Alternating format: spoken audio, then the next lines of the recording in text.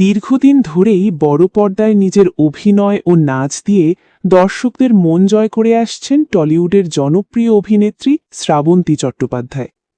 শিশুশিল্পী হিসেবে অভিনয় জীবন শুরু করা এই অভিনেত্রী পরে নায়িকা হিসেবে একের পর এক সফল ছবি উপহার দিয়েছেন।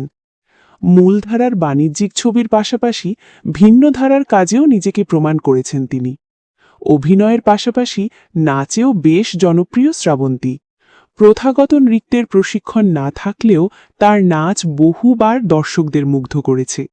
সম্প্রতি আবারও আইটেম গানে পারফর্ম করে আলোচনায় এসেছেন তিনি।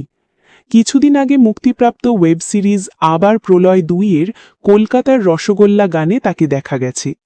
এর আগে ফাঁদে পড়িয়া বগা কান্দেরে ছবির জনপ্রিয় কোকাকোলা গানেও তার পারফরমেন্স দর্শকদের নজর কেড়েছিল।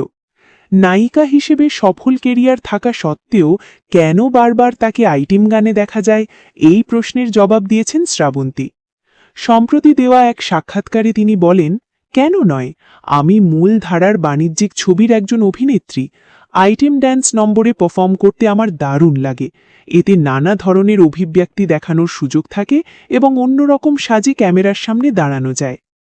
আইটেম গানে নাচার পেছনে আলাদা কোনো পরিকল্পনা নেই বলেও জানান তিনি।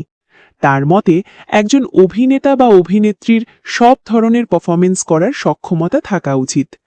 কাজের ক্ষেত্রে শিগগিরই নতুন রূপে দেখা যাবে শ্রাবন্তীকে। আসন্ন সিরিজ ঠাকুরমার ঝুলিতে তিনি অভিনয় করছেন গিরিজাবালা দেবী নামে।